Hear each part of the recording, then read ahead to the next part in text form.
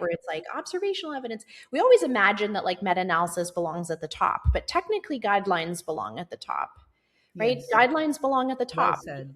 because Mm-hmm.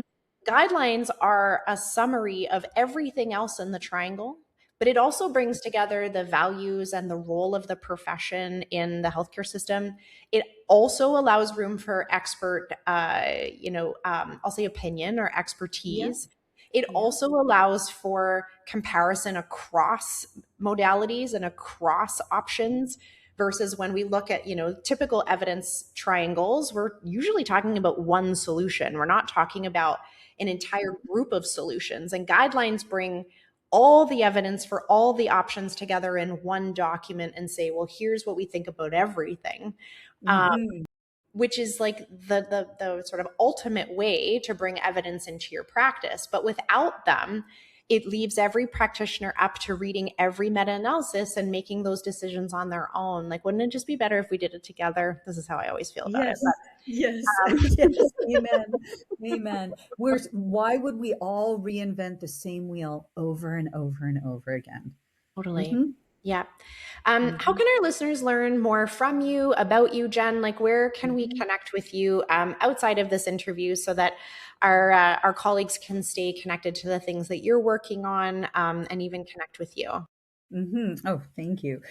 So I'm drjengreen.com, and I do have a page for a newsletter for signing up if people are interested in lectures, upcoming lectures. So I'm finally getting it together to notify people when I'm speaking in different spaces. And I really encourage people to connect, if they haven't already, with Confident Clinician and Know Oncology, KNOW oncology.org. If you're on social media, I encourage you to repost. We have tons of ready-made content for you from hashtag KNOW oncology.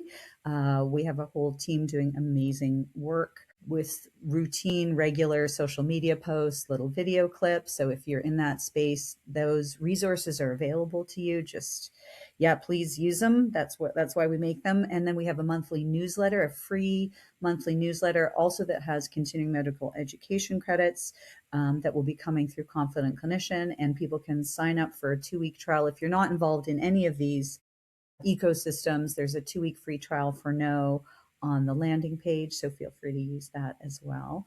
And join the Oncology Association of Naturopathic Physicians if you are doing a significant amount of oncology work.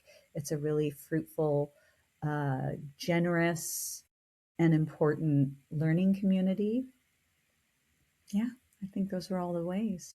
And we'll put the links to those in the show notes as well. So you're really just one click away. And I think, most clinicians should be thinking about oncology care as part of their practice. It's interesting. We'll often throw around the like, well, 50% of people will go through menopause. So, you need to be really well versed in hormonal health. And yet we have the same statistics creeping up when it comes to the Mm-hmm. cancer space. And so I would say that the vast majority of clinicians should be investing some time. And that's why we invested in the knowledge base for Confident Clinician members, because a partnership that allowed us to unlock that resource for our members was much more worthwhile than us reinventing that wheel, to use your phrase there. But also an acknowledgement that primary care practitioners are experiencing cancer, whether it's survivorship or active care, in their offices all the time. And there are Yes. not enough naturopathic doctors for everyone to refer out to every cancer patient that they ever see.